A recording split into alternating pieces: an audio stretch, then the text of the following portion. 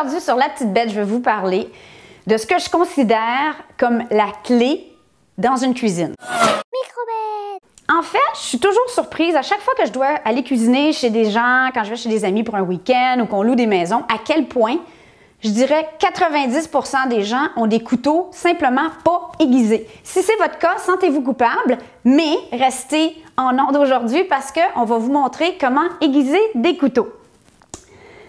Je dois quand même admettre que c'est aussi ma minute d'humilité parce que là, je fais ma fraîche puis je vous parle d'aiguisage de couteaux. En vrai, j'ai aucune idée comment aiguiser des couteaux. Pourquoi? Parce que j'ai une arme secrète. Donc, pour la première fois sur La Petite Bête, j'introduis mon arme secrète. Chéri va venir nous aider. Il va vous montrer comment aiguiser les couteaux. C'est lui le pro.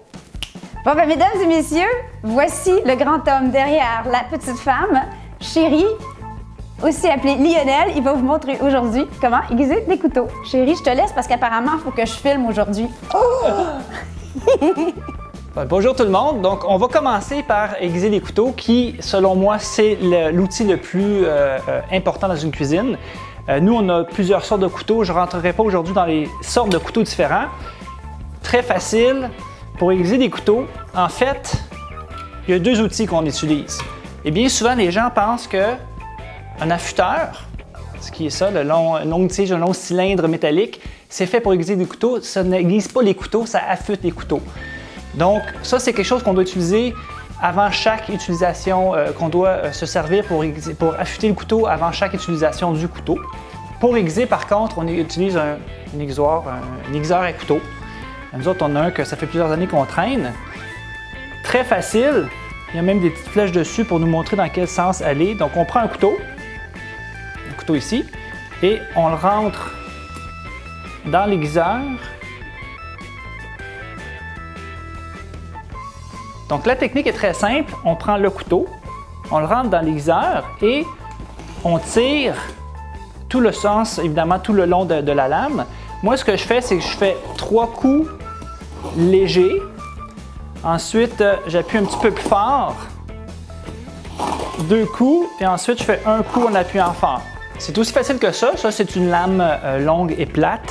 On a toujours des différentes sortes de couteaux, ça va être le même principe encore. Ça va être 3 coups légers. Après ça, 2 médiums et un plus doux pour finir. Puis ça, évidemment, ça aiguise bien. Une fois qu'ils sont aiguisés, moi, je les passe en dessous d'eau pour enlever les petits morceaux de métal qui peuvent rester sur la lame, qu'on, évidemment, ne veut pas couper des aliments avec. Le test de la tomate, que j'appelle, c'est pour savoir si ton couteau est bien aiguisé, c'est de faire des tranches de tomates, évidemment, sans écraser la tomate, là, ce qui va évidemment, sur un couteau, c'est pas fait pour scier, c'est simplement appliquer une certaine pression et de glisser. Donc là, on voit que le couteau est bien aiguisé. Donc c'est aussi facile que ça d'aiguiser un couteau.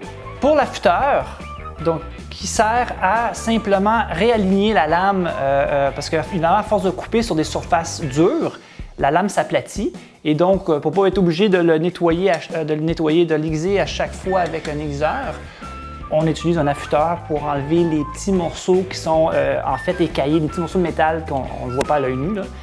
Très simple. On tient l'affûteur dans une main et c'est le couteau qui va bouger. Donc des va-et-vient en tirant la lame toujours. Et ça devrait être fait à chaque fois qu'on utilise le couteau. Merci!